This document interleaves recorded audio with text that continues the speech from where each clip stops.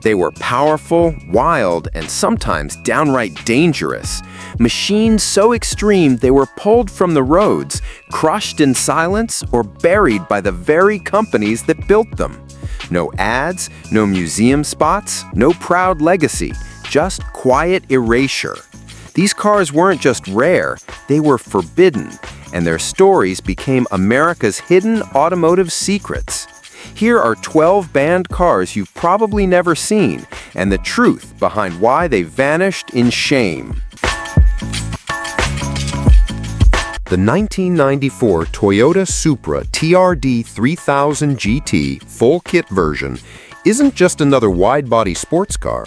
It's a rolling contradiction born from the fascinating collision of corporate precision and unrestrained racing passion. Imagine this. Toyota, a brand famous for engineering excellence and corporate caution, quietly greenlights its own racing division, Toyota Racing Development, TRD, to create a car that looks so ferocious it could scare small children at crosswalks and make grown enthusiasts forget how to blink.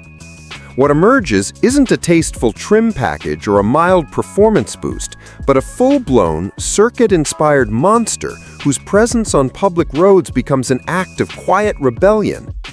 Start with the bodywork. The TRD 3000 GT kit didn't just add fender flares for style points. Those monstrous squared-off arches were sculpted from fiberglass to cover wheels wide enough to belong on a GT500 race car, turning the Supra into something so aggressively broad it made even seasoned car spotters do it double take. Deep front splitters and sharply cut side skirts forced air into places it never visited on the stock car, while that towering rear wing, borrowed from the language of race circuits, was designed not for show, but to keep the rear tires planted when the speedometer needle chased the top end of the dial. The kit wasn't merely cosmetic. TRD's optional catalog for the 3000 GT included coilovers, thicker anti-roll bars, big brake upgrades, and even internals and ancillaries that hinted at track day fantasies. The transformation wasn't subtle. It was as if Toyota had built a Supra that skipped every compromise, a machine that leapt the fence between showroom and pit lane, then turned back to grin at the rulebook it left behind.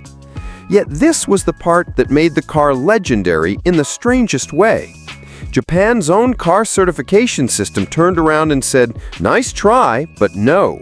Under Japan's rigorous shock and inspection laws, bodywork changes beyond a certain tolerance needed to be crash tested and certified, each car separately as if it were a new model entirely. The cost was astronomical, the paperwork endless, and the approval uncertain. As a result, almost no private owner managed to register a full 3000 GT on the road. A handful of determined enthusiasts paid the price or navigated the legal labyrinth to get plates, but most settled for partial kits, maybe the front bumper, maybe the wing, but rarely the full wide-body glory. And so the TRD 3000 GT full kit became something more than a car. It became a legend whispered about in tuning shops and passed around on low-resolution photos in car magazines and internet forums. It was proof that even a giant like Toyota could have a wild, racing heart. That under the beige Camrys and family Corollas, there lived a rebellious soul willing to risk money, reputation, and legality for speed and style. Today, the sight of an authentic, full-kit 3000 GT Supra is rarer than seeing most supercars. It stops traffic, starts conversations, and reminds everyone why we fell in love with Japanese performance cars in the first place.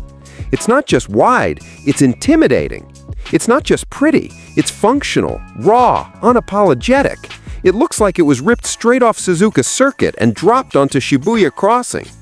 And what makes it even more compelling is that this was never a desperate aftermarket tuner's gamble. It came from the very people who made Toyota's championship-winning GT500 cars and Le Mans prototypes, people who knew how to turn fiberglass and metal into race victories. Yet, ironically, that same dedication made it illegal for normal roads. Your own car company builds you a race car for the street, then the law says, not so fast. Imagine being a super owner in the 90s, saving every yen, flipping through TRD catalogs, dreaming of building the ultimate road-going race car, only to discover the law itself was your biggest rival. That frustration, that forbidden fruit status, is part of what turned the 3000 GT into a legend. So yes, the TRD 3000 GT is more than flared arches and spoilers. It's the embodiment of automotive duality, a car built by a careful corporation too wild to be illegal. A race car you could buy at a dealership, but almost nowhere could drive as intended. A design so purposeful it tripped over the very rules of the society that built it. And in that tension between power and regulation, dream and reality, the TRD 3000 GT found immortality. Because sometimes the cars that break the rules are the ones that keep our passion alive the longest. The 1990 Lotus Omega, also known in the UK as the Opel Lotus Carlton, is one of those rare, almost unbelievable chapters in automotive history where logic seemed to step aside and sheer engineering audacity took the wheel. It began as a perfectly respectable German executive sedan, the kind of car you might expect to see quietly ferrying business people between airports and meetings. But when Lotus got involved, this mild-mannered family four-door transformed into something so powerful, so unapologetically rebellious, that it didn't just shock rival manufacturers, it caused an outright moral panic that reached the halls of Parliament. At the core of this metamorphosis lay a philosophy that was both simple and outrageous. Why shouldn't a family car outrun the era's most exotic supercars? Lotus engineers took the standard 3.0-liter straight-six engine from the Opel Omega and bored it out to 3.6 liters, then added two Garrett T25 turbochargers. The result was 377 horsepower and an eye-watering 419 pound-feet of torque, figures that in 1990 were virtually unthinkable for a sedan. To keep this newfound fury in check, Lotus also re-engineered the suspension, fitted beefier AP racing brakes, installed a 6-speed ZF gearbox borrowed from the Corvette ZR1, and widened the track for stability. The transformation was so comprehensive that almost no part of the car was left untouched. What truly startled people wasn't just the power, but how it was delivered. The Carlton could surge from 0 to 60 miles per hour in just over 5 seconds, and unlike many cars of the time, it didn't stop there. It kept pulling relentlessly to a verified top speed of 177 miles per hour, or 285 kilometers per hour. This wasn't a stripped-out homologation special or a featherweight two-seater. It was a spacious, leather-trimmed four-door car that could carry 5 adults in their luggage. The idea that you could blast past a Ferrari Testarossa on the Autobahn while your children dozed in the back seat was as thrilling to some as it was horrifying to others. And it was this unsettling duality, an executive saloon with supercar performance, that made the Lotus Carlton so controversial. In the UK, newspapers ran outraged editorials about a car that was too fast for Britain's roads. Police chiefs worried publicly that their patrol cars, mostly Volvos and BMWs at the time, had no hope of catching a Carlton driven by someone determined to escape. Urban legends quickly spread about Carlton drivers using their car's performance to evade pursuit, stories that were almost certainly exaggerated, yet believable enough to fuel public anxiety. The controversy reached a point where politicians debated in Parliament whether such a car should be allowed to exist. Some insurance companies refused to insure it at all, while in parts of Europe, registering a new Carlton became an administrative nightmare. The car wasn't banned outright by legislation, but it was effectively soft-banned through a mixture of insurer reluctance and government pressure. Sales inevitably dwindled, and production ended after only about 950 units, making it one of the rarest and most notorious performance sedans ever built. What makes the Lotus Omega Carlton fascinating today is how understated it looked compared to its raw capability. It didn't have massive wings or loud graphics, just subtle Lotus badges, wider arches, and a deeper front spoiler. It wore its power lightly, like a well-tailored suit hiding a prizefighter's physique. The Carlton wasn't trying to look fast, it just was. And in that quiet confidence lay its greatest strength. It was the ultimate sleeper. To car enthusiasts, it remains a high point of automotive history, a symbol of what can happen when engineers are given free rein to chase performance without compromise. To critics, it stood as a reckless provocation, proof that car makers could, and sometimes did, go too far. Today, the Lotus Carlton has become a coveted collector's item, partly because of its rarity, but even more because of what it represents. It's a rolling contradiction, a family sedan that could outpace contemporary Ferraris and Lamborghinis, a car that triggered debates about responsibility and excess, an unassuming shape that hid a ferocious heart. It was a glimpse into an alternate reality where practicality and extreme performance didn't just coexist, they merged into something unforgettable. And perhaps the most enduring question it raises is the simplest. What happens when a family car becomes faster than police pursuit cars? In the case of the Lotus Carlton, the answer is a legend that still echoes through car culture decades later. A reminder that sometimes the car that shouldn't have existed is the one we can't stop talking about. The 1957 Chrysler Diablo Ghia is one of those dazzling time capsule dream machines that somehow manages to feel both impossibly distant and eerily familiar. A car that could only have come from that peculiar late 1950s moment when Detroit's engineering bravado collided head-on with Europe's sculptural elegance. It's not just a car, it's a chrome-plated snapshot of what American automakers thought the jet age might look like on four wheels. The Diablo wasn't a half-hearted sketch or a quick clay model whipped up for an auto show. This was a fully drivable prototype built by Ghia's craftsmen in Italy, a rolling, gleaming promise that Chrysler could rival not just its American rivals, but the exotic Italians too.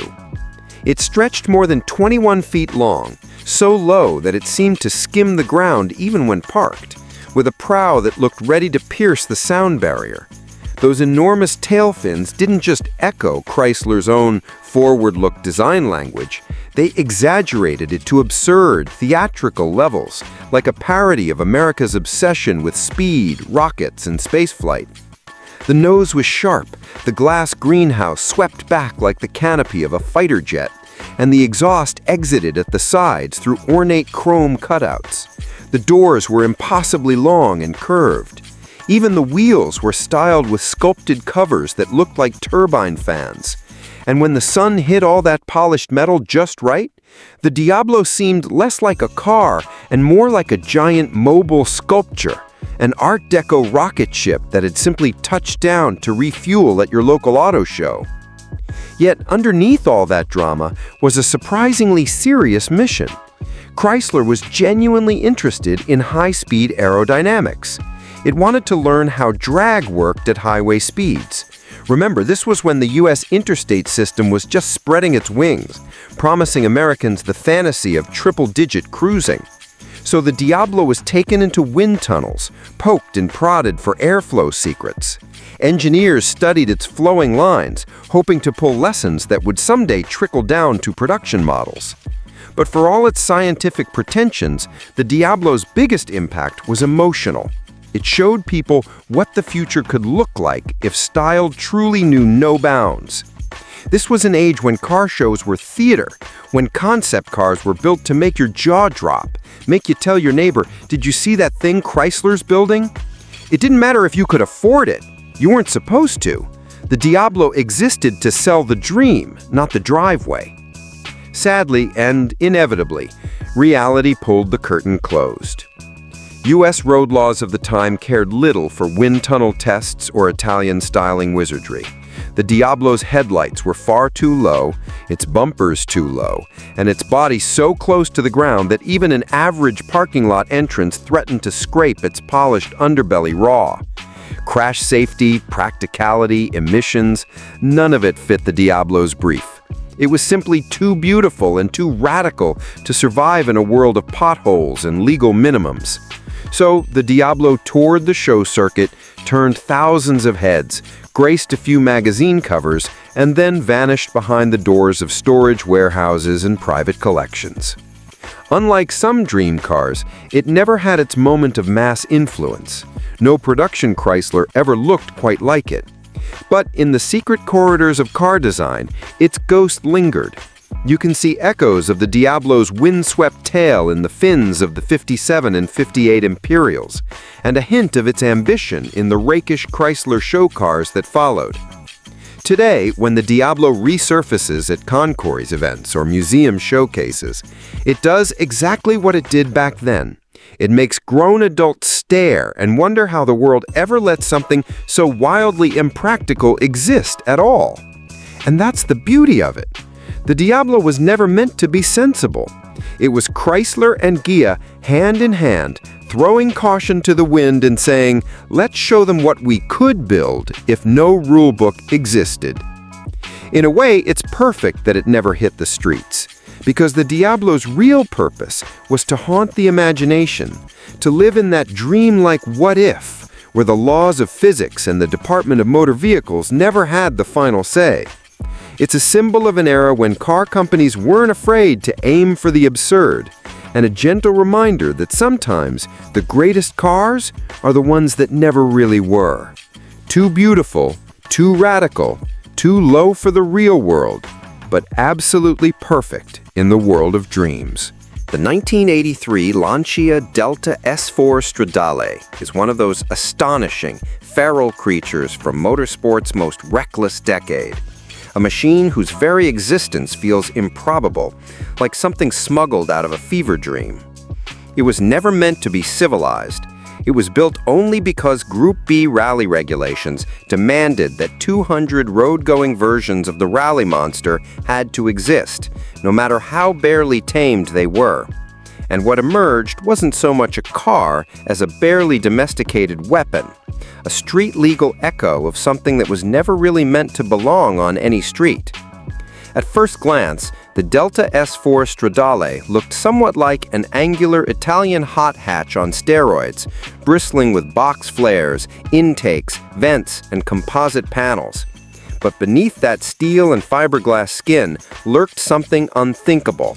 A mid-mounted 1.8-liter engine strapped with both a supercharger and a turbocharger, an exotic twin charging system that erased lag and unleashed power in a tsunami of torque and noise. Even in detuned road spec, it produced around 250 horsepower, but the real figure felt like more, and the rally version easily doubled that. The Stradale came with all-wheel drive, a revolutionary idea for a production car at the time, borrowed straight from the rally stage. The result was shocking. 0 to 60 miles per hour in about 5 seconds in the early 80s, out-accelerating many supercars twice its price. But this wasn't the polished grand touring experience of a Ferrari or Lamborghini. It was raw, loud, mechanical. The kind of car where the seats felt bolted onto a roll cage, and where the engine note sounded less like an exhaust and more like machinery screaming for mercy. It vibrated, it smelled of fuel and hot metal, and it let you know, every second, that you were piloting something designed to fly sideways through gravel at 100 miles per hour. In Europe, it was barely legal. In the US, it didn't stand a chance. The Stradale's hand-built nature, its minuscule production numbers, and its utter indifference to emissions or crash safety regulations meant it was banned from new sale outright. Even the most daring gray market importers, those who'd risk shipping in a Countach or Porsche 959, generally stayed away. It was too costly to modify, too likely to fail emissions, too alien to certify. America, already nervous about the spiraling horsepower wars of the 60s and 70s, had no appetite for a rally refugee built to tear up back roads with shocking abandon. And so for decades, the S4 Stradale remained a forbidden fruit, whispered about in enthusiast circles, glimpsed in grainy magazine photos, but almost never seen on American asphalt. Only after the passage of time and the easing of import restrictions under the 25-year rule did a few examples trickle into the country, brought over by the most determined collectors who knew exactly what they were getting. A brutal, beautiful relic from an era that could never and will never be repeated. Because the S4 Stradale isn't just another homologation special. It's the physical embodiment of Group B rallying's genius and madness. A car that exists only because engineers were told, build the fastest thing you can, we'll worry about safety later. And even stripped of its sponsorship decals and wild arrow, the road car never hid what it was. It radiated aggression, danger, and absolute devotion to speed. To drive one, as the lucky few have described, is to feel the constant tension between brilliance and disaster. The twin charging delivers power in a ferocious, unpredictable wave, while the all-wheel drive claws for grip that sometimes vanishes in an instant. The interior feels hand-built, almost unfinished, reminding you that luxury was never part of the brief. And all the while, the S4 surrounds you with the hard-edged noises of rally engineering, barely muzzled for civilian ears. And maybe that's why it stayed banned for so long. Not just because it couldn't meet American laws, but because it wasn't really a car in the modern sense at all. It was a race weapon, hastily made road legal, its existence justified by rules that were themselves so extreme that the FIA had to ban the entire Group B category after too many fatal crashes. Today, to see a Delta S4 Stradale on American roads, even at a car show, is to glimpse a ghost of the last wild age of rally. A car so raw, so rebellious, and so purpose-built for speed that even the fearless gray market importers thought twice. A car too wild for the road, too rare for the world, and precisely because of that, absolutely unforgettable. The 2002 MG X-Power SVR is the kind of machine that seems almost impossible in retrospect. A ferocious, loud, unapologetically niche sports car built by a company already swirling around the drain of bankruptcy. It didn't belong in the sensible world of hatchbacks and budget saloons that MG Rover had come to inhabit by the early 2000s. And maybe that's why it feels so fascinating now. It was the wrong car at the wrong time, yet somehow exactly the right sort of madness that enthusiasts still whisper about. To understand why it existed at all, you have to imagine the mood inside MG Rover back then. Desperate, defensive, but still stubbornly romantic. The brand was facing relentless financial decline, battered by competition, and haunted by years of corporate reshuffling. But somewhere inside the company, someone remembered that MG had once built roadsters that captured imaginations worldwide. Someone decided they needed a modern hero car, something radical and shocking to prove that MG still had a pulse. So they took the leftover skeleton of the Q-Val Mangusta, itself a strange Italian-American-British hybrid born from the ashes of the De Tomaso Bigua, and gave it new life in the UK. The body was radically restyled by MG's designers into something that looked like it had escaped from a late-night video game brainstorming session. The SVR, in particular, got the most extreme look. Enormous scoops, deep-drawn carbon fiber panels, widened arches, and aerodynamic tweaks that screamed aggression.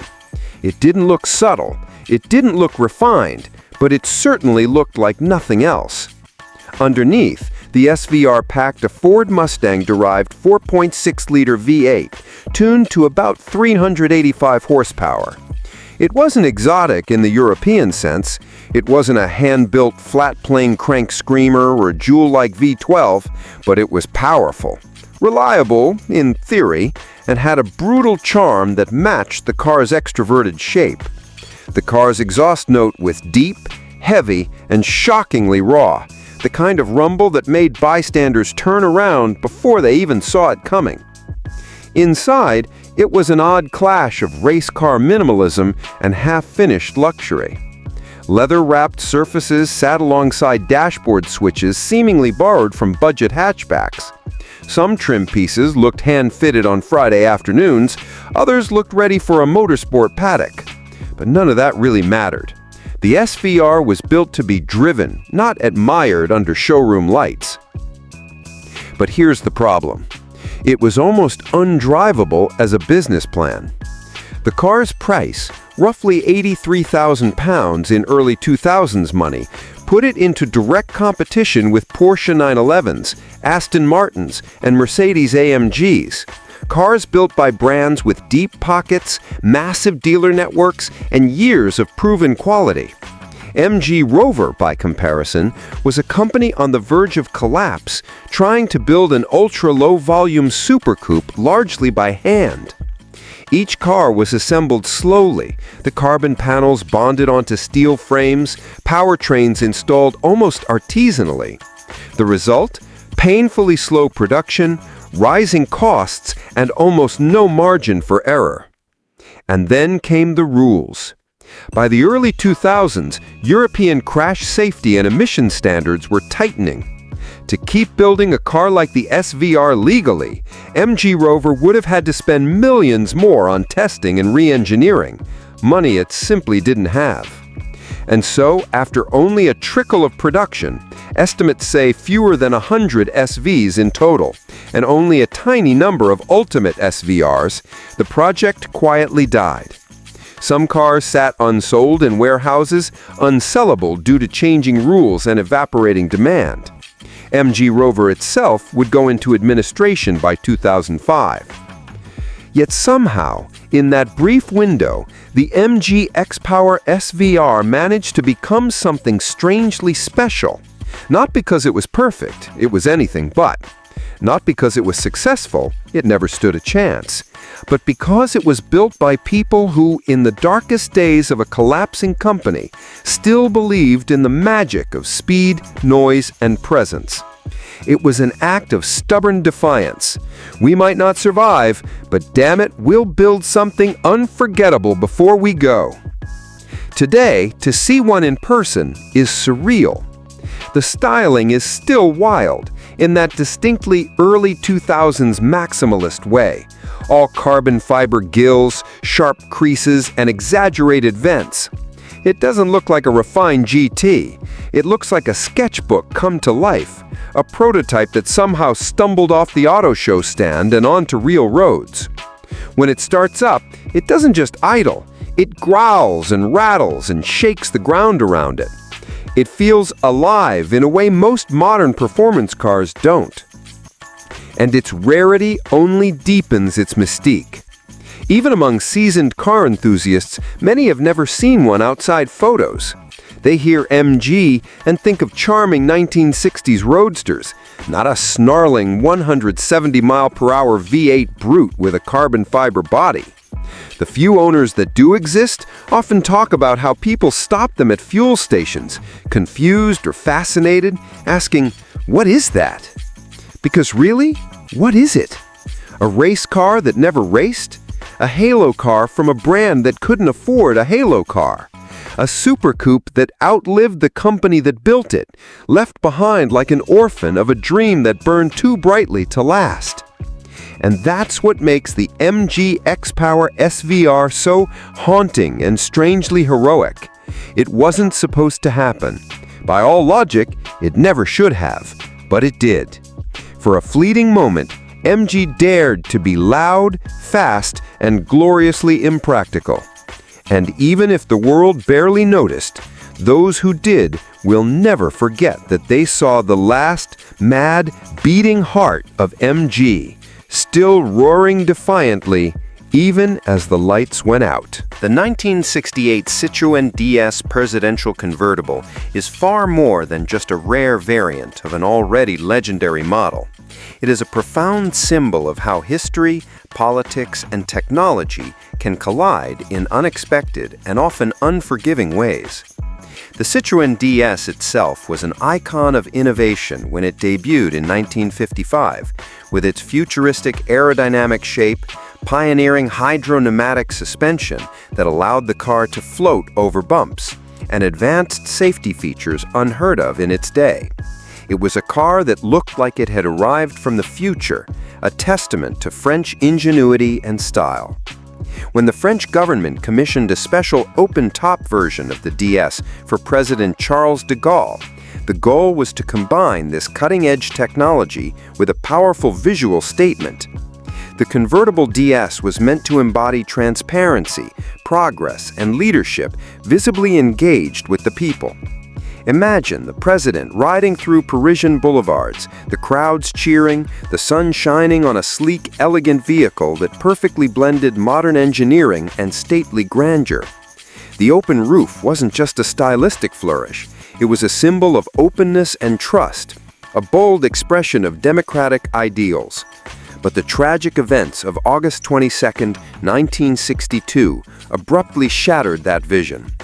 During a motorcade in Petit Clamart, near Paris, members of the Organisation de l'Armée Secrète, or OAS, attempted to assassinate President de Gaulle by ambushing the convertible DS. Gunfire raked the car, and though the vehicle's advanced suspension helped the driver maintain control and the president survived, the attack exposed a critical flaw: the vulnerability inherent in an open-top presidential car. From that moment, the French government's priorities shifted sharply. The convertible, once a symbol of openness and modernity, became a liability, a dangerous risk to the life of the nation's leader. No longer could form triumph over function. Security concerns demanded the utmost protection. The elegant convertible design, with its exposed roof, was suddenly seen as too reckless, too exposed to threats in a turbulent political climate rife with violence and instability. The decision was made quietly but decisively. The few presidential DS convertibles were swiftly retired from official duties. Many were converted back into closed-roof sedans, while others were locked away in government storage, their unique status fading into obscurity as time marched on. The open-top DS, once destined to be a symbol of pride and progress, became a relic of what might have been, a beautiful dream undone by the unforgiving realities of political violence and security paranoia. In a broader sense, the story of the 1968 DS presidential convertible is a sobering example of how design and history are inseparable. The car was technically flawless and stylistically groundbreaking, yet it was history itself that dictated its fate. It raises profound questions about the balance between visibility and vulnerability, between symbolism and survival. What good is a leader's openness if it risks their life? Conversely, what message does a fully armored, enclosed vehicle send to the public?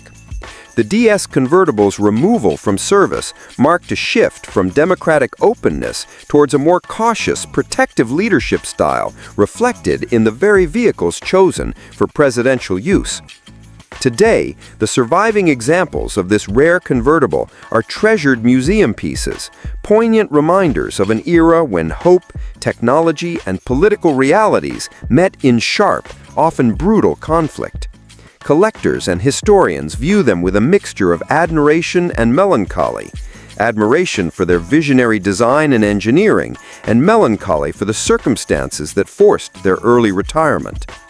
If the assassination attempt had never happened, the DS convertible might have continued to grace presidential motorcades for years, becoming a lasting icon of French elegance and innovation. Instead, it remains a fascinating footnote, a car whose promise was cut short by the unforgiving tides of history. It reminds us that sometimes the greatest risks to progress do not come from mechanical failure or poor design, but from the unpredictable forces of the world outside the garage. Would you dare to imagine a world where the French president could still ride openly in a car like this? Would that have changed the tone of an era, making leadership seem more approachable and human? Or would that openness have been too great a risk in a world full of shadows? The 1968 Citroen DS presidential convertible doesn't just tell the story of a car, it tells the story of a moment in history where courage, innovation, and fear collided on the streets of Paris, forever altering the course of automotive and political history. The 1987 Shelby CSX VNT stands as one of the most fascinating yet underappreciated chapters in the history of American performance cars. At a time when the automotive world was still grappling with the limitations of turbocharging, Shelby and Chrysler took a bold leap forward by equipping a compact, unassuming hot hatch with a cutting-edge, computer-controlled variable nozzle turbocharger system, technology decades ahead of its time. Unlike traditional turbochargers that suffered from notorious lag, the CSX VNT's variable geometry turbo allowed it to adjust the angle of its turbine vanes in real time, delivering instant boost response and a remarkably smooth power curve. The result was a car that felt alive and aggressive without the typical turbo delays that frustrated drivers of the era. In essence, the CSX VNT was a glimpse into the future, a small but potent machine capable of delivering supercar-like turbo performance in a hatchback package. However, this technological marvel came with significant challenges. The variable nozzle turbo system was a masterpiece of engineering, but incredibly complex and delicate. Manufacturing costs soared, and maintaining such an advanced system proved difficult for the average owner. More critically, the CSX VNT's turbocharger failed to consistently meet the stringent emissions and durability requirements imposed by U.S. regulators. The system struggled to maintain compliance over long-term use, and reliability concerns mounted. Despite Shelby and Chrysler's best efforts, these regulatory hurdles ultimately proved insurmountable. The car's production run was cut brutally short, with only a handful of units ever reaching customers before the program was quietly scrapped. This abrupt ending was not just the story of a car, but a reflection of the tension between innovation and practicality. The CSX VNT was simply too far ahead of its time, too complex, too fragile, and too costly to thrive in the harsh realities of 1980s automotive regulation and consumer expectations.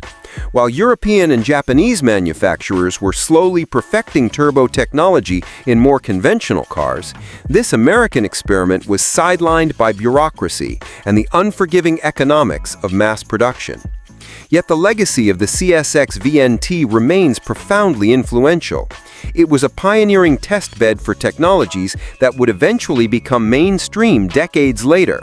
Today's turbocharged cars, with their variable geometry turbos and sophisticated engine management systems, owe a debt to the trailblazed by this rare Shelby. For collectors and enthusiasts, the CSX VNT is not just a car, it's a symbol of what happens when visionaries push boundaries regardless of the risks. It embodies the spirit of daring innovation, a mechanical expression of a time when automakers were willing to experiment, sometimes at great cost. Owning or even driving a Shelby CSX VNT today is akin to holding a tangible piece of automotive prophecy. It is a rare reminder that progress often comes with sacrifice, and that some of the greatest breakthroughs are also some of the most fragile. Would you dare to pilot a car that was too advanced for its time, knowing it was doomed to be a brief shining moment in history? The Shelby CSX VNT challenges us to appreciate not just the triumphs of technology, but the obstacles it must overcome, and celebrates the relentless pursuit of speed and innovation that defines the best of American muscle and performance. The 1998 Nissan R390 GT1 road car is a legendary, almost mythical machine in the world of supercars, standing as a testament to Nissan's ambition, engineering prowess, and racing heritage. Designed and built explicitly to homologate their Le Mans prototype race car, the R390 GT1 is a breathtaking blend of futuristic design and raw, racing-derived performance. Unlike typical supercars of its era, the R390 was not conceived primarily for street use. It was born on the track, where aerodynamics, speed, and endurance were king. Its aerodynamic body, crafted with painstaking attention to airflow and downforce, looks like something out of a sci-fi movie, with sweeping curves, aggressive vents, and a stance that screams velocity even at a standstill. The car's shape wasn't just for show. It was a functional masterpiece designed to slice through the brutal high-speed winds of Le Mans. Beneath this space-age exterior was a 3.5-liter twin-turbocharged V8 producing a staggering 550 horsepower. This power plant wasn't a typical road car engine. It was a race-bred beast, engineered to push the limits of endurance racing, combining blistering acceleration with the durability needed to survive 24 hours of grueling competition. Paired with a 6-speed manual transmission and race-spec suspension, the R390 GT1 was engineered to handle the most demanding tracks in the world, delivering precision and speed that few road cars could match. Nissan's original plan was to produce a small number of Road Eagle versions to satisfy homologation requirements, allowing the R390 to compete legally in the GT1 class at Le Mans and other endurance races. This was to mark Nissan's grand return to top-level sports car racing, signaling their intent to compete with the likes of Porsche, McLaren, and Toyota. Unfortunately, this dream was cut short. As the racing regulations evolved, the rules around homologation changed drastically. The governing bodies relaxed the requirement to produce customer road cars, focusing more on pure prototypes, which meant Nissan no longer needed to build or sell multiple road-going R390s to compete. This shift effectively killed the planned production run, and Nissan was left with only one officially road-legal R390 GT1, the prototype preserved in their private collection. This single example is a ghostly reminder of what might have been, a car that could have become a rare, coveted supercar among collectors and racers alike. Because no official customer cars were sold, the R390 GT1's mystique only grew over time. It became a unicorn, a car spoken of in hushed tones by enthusiasts, revered for its combination of race-winning technology and otherworldly design, yet frustratingly elusive and unattainable. The R390 embodies the heartbreak of racing politics, where regulations can dictate the fate of incredible machines, snatching away opportunities before they even begin.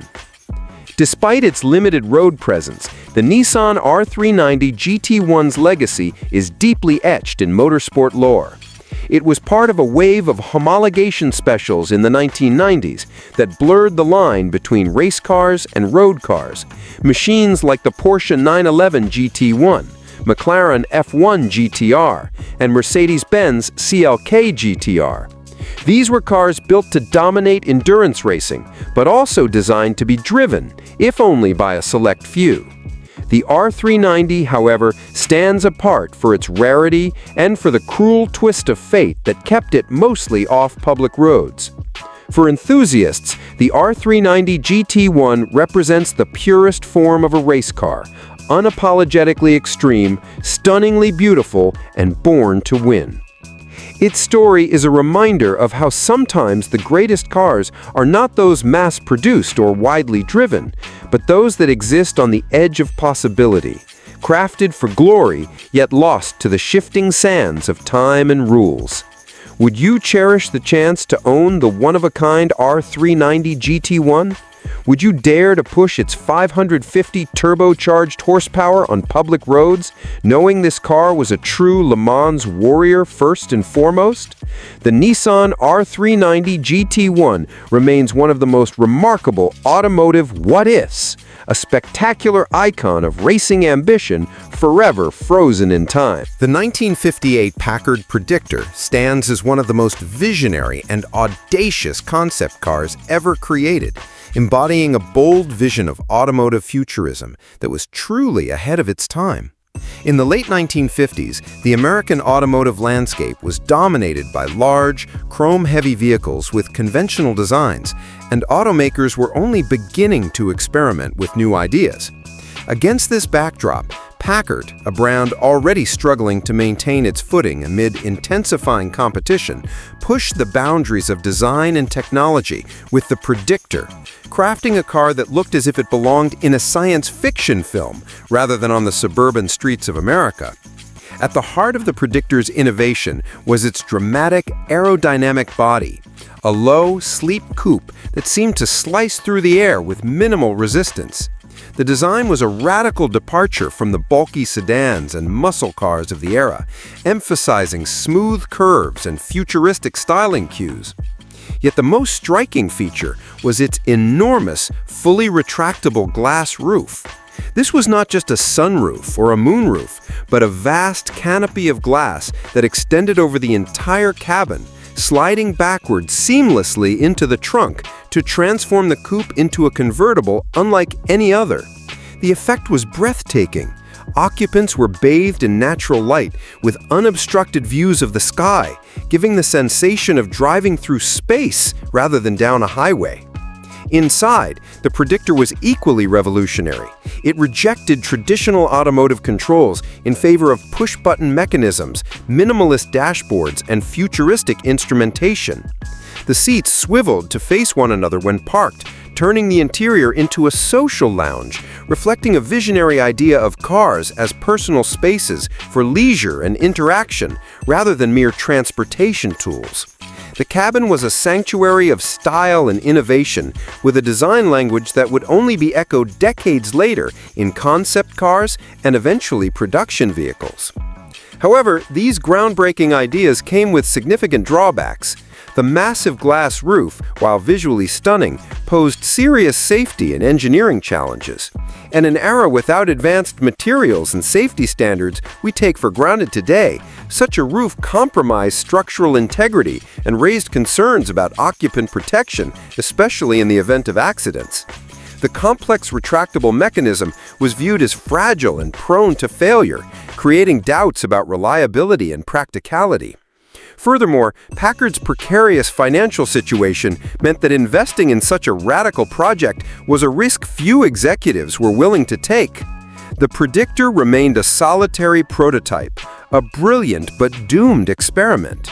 Yet its legacy endures in subtle ways. The idea of expansive glass roofs became popular decades later as automotive engineering caught up with visionary design. The shift toward rethinking the driver's interface and creating more user-friendly, comfortable interiors also echoes the Predictor's forward-thinking approach.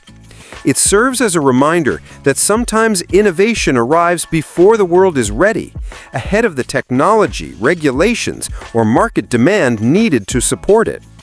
Reflecting on the Predictor invites us to consider the tension between imagination and practicality in automotive design. What if Packard had succeeded in bringing this car to market? Would it have revolutionized the industry or been dismissed as an impractical oddity? Would drivers have embraced a vehicle that felt more like a futuristic lounge than a traditional car? Or would concerns about safety, cost, and durability have doomed it in the marketplace? The Predictor asks us to dream of a future where cars transcend their mechanical nature to become personal sanctuaries and technological marvels, even if that future sometimes arrives a bit too early. In the end, the 1958 Packard Predictor is a testament to the daring creativity of designers and engineers who imagined what cars could be, not just machines for getting from point A to point B, but experiences that engage all the senses and change how we think about mobility.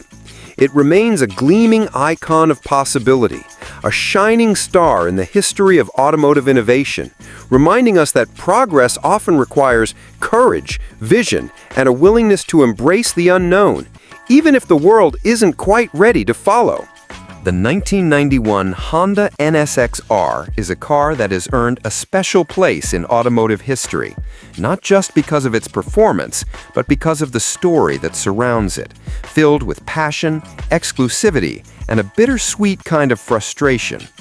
It is the embodiment of Honda's quest to create the ultimate driver's car, lightweight, precise, and uncompromising. And yet, ironically, it remains one of the most sought-after supercars that was never meant to be sold outside Japan, especially not in the massive markets of Europe and the United States. The standard NSX had already turned heads when it debuted in 1990, showcasing Honda's ability to compete with the world's best sports cars by blending reliability with exotic performance. But the NSX-R, the race version, was a different beast altogether. Honda's engineers set out to remove every ounce of excess weight, stripping away anything that didn't directly contribute to speed or driving feel. This meant no luxury features, no sound deadening, no power windows, and even the passenger seat was either removed or replaced with a lightweight version. The interior became a Spartan cockpit designed to sharpen the driver's focus, while the chassis was reinforced to increase rigidity and handling precision. The suspension, brakes, and engine were all tuned to track day perfection. This dedication to raw, unfiltered driving led to a car that was far more than just a toned-up NSX. It was a purpose-built machine that embodied Honda's racing DNA. It was light enough to dance through corners with razor-sharp agility, responsive enough to reward every touch of the throttle and brake, and refined enough to remain usable on the road, if you were lucky enough to drive one. But here is where the story takes a frustrating twist. The NSX-R was never officially sold as a left-hand drive model. The strict safety regulations in Europe and the US, particularly concerning side impact airbags and crash safety structures, made it impossible to certify the lightweight NSX-R for those markets. Honda engineers were faced with a choice: either compromise the car's fundamental design by adding weighty safety systems or forego selling it there altogether. They chose purity over mass-market appeal, and the NSX-R was released only in Japan, with right-hand drive in limited numbers. For enthusiasts in the Americas and Europe, this meant that the most thrilling, stripped-down NSX was a tantalizing dream, but out of reach. Many imported right-hand drive versions illegally or as gray-market imports, but official sales never happened, and as a result, the NSX-R developed a near-mythical status overseas. It became a symbol of what was possible when a car maker refuses to compromise its vision, but also a reminder of how regulatory and legal barriers can stifle automotive innovation and accessibility. This ban on left-hand drive versions not only limited its reach, but arguably increased its mystique and desirability. The NSX-R stands as a pure, unfiltered driver's car, fiercely loyal to the racing spirit. It feels like the kind of car built for those who prioritize connection, precision, and feedback over comfort or luxury. It challenges the notion of what a supercar can be, focusing on balance and agility rather than raw horsepower alone. Many fans of the NSX-R often debate whether it would have changed the game had it been available globally.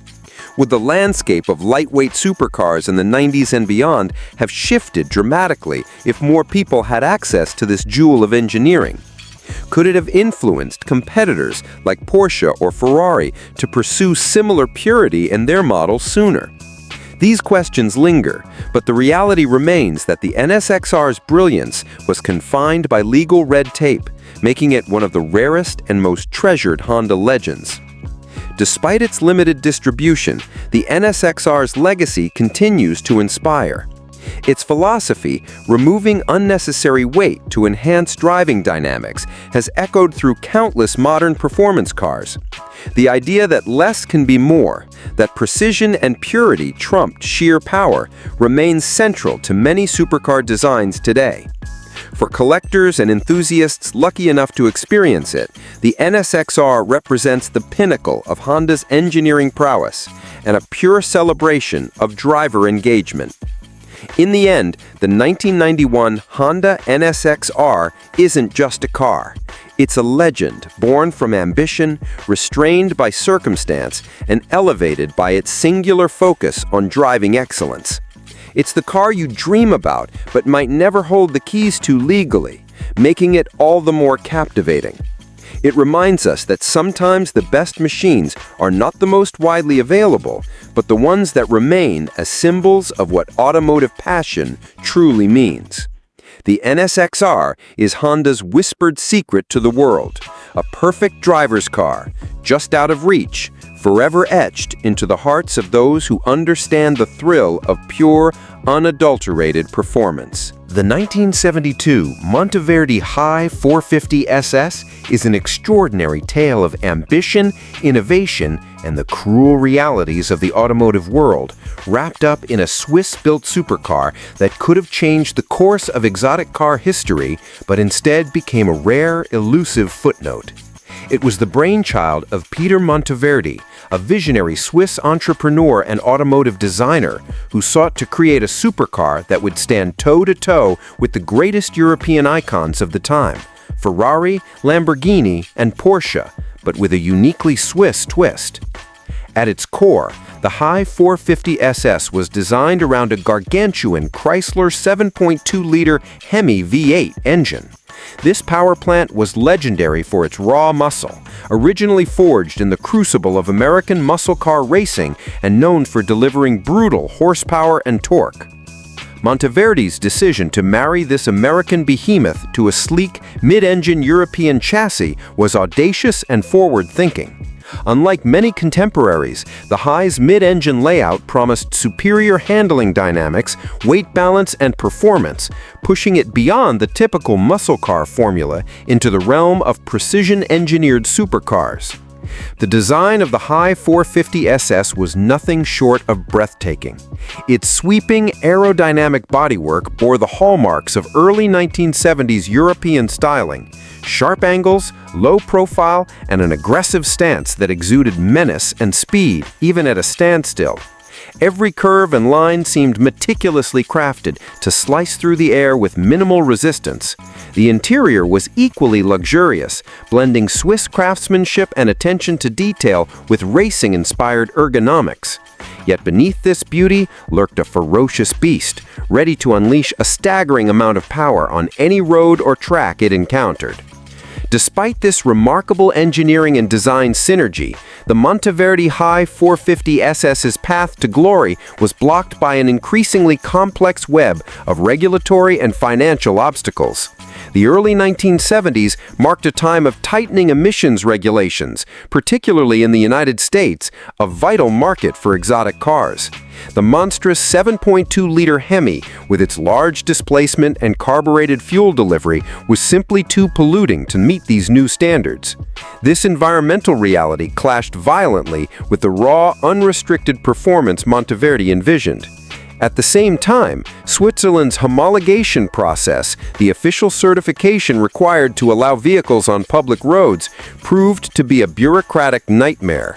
The costs associated with homologation, crash testing, and emissions compliance were exorbitant, especially for a small manufacturer like Monteverdi that lacked the resources of larger automotive giants.